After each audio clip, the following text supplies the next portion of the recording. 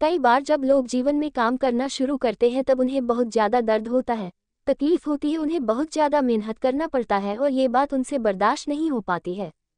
उनका शरीर जवाब दे देता है और वो उस काम को छोड़कर किसी और तरकीब से सफल होने का प्रयास करते रहते हैं। लेकिन याद रखिएगा, इस प्रकार से कोई भी व्यक्ति जीवन में सफल नहीं हो पाता है। याद रखिएगा कि सफलता का मार्ग मेहनत, दर्द और तकलीफ से होकर गुजरेगा और यह आपको सहना ही पड़ेगा। तो इसके लिए आप हमेशा तैयार रहिए। तो चलिए इस बात को एक कहानी के माध्यम से समझते हैं।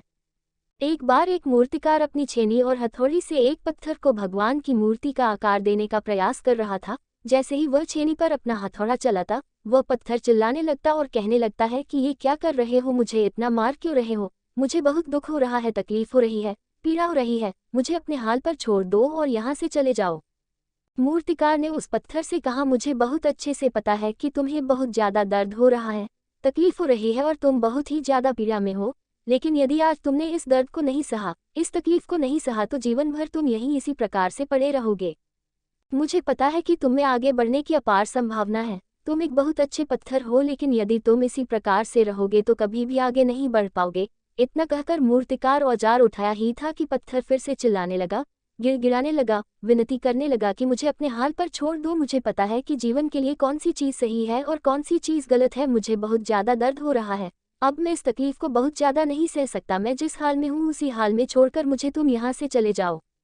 उस मूर्तिकार ने फिर से उस पत्थर को समझाने की कोशिश की कि ज़्यादा अधीर मत बनो और अपने सब्र को बनाए रखो, थोड़ी देर और इस दर्द को सहो। यदि इस दर्द को सह लिया तो मैं भगवान की मूर्ति के रूप में तुम्हारी स्थापना करवाऊंगा और फिर दूर दूर से लोग तुम्हारी लोक पूजा करने आएंगे और पंडित और लोग तुम्हारी सेवा करेंगे।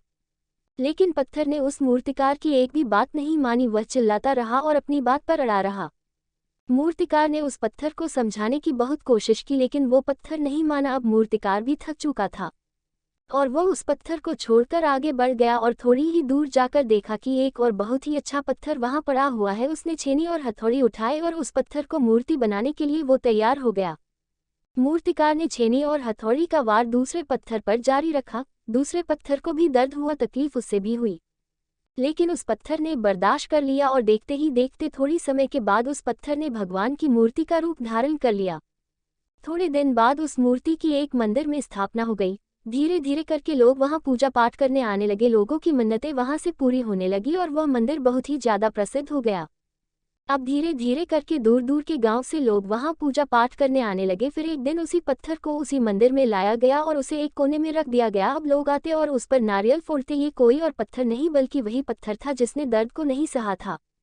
अब वो पत्थर मन ही मन बहुत ज्यादा पछता रहा था, दुखी हो रहा था और अपने आप से कह रहा था कि काश मैंने उस दिन उस दर्द को, उस तकलीफ को सह लिया होता तो आज लोग मेरी भी पूजा करते।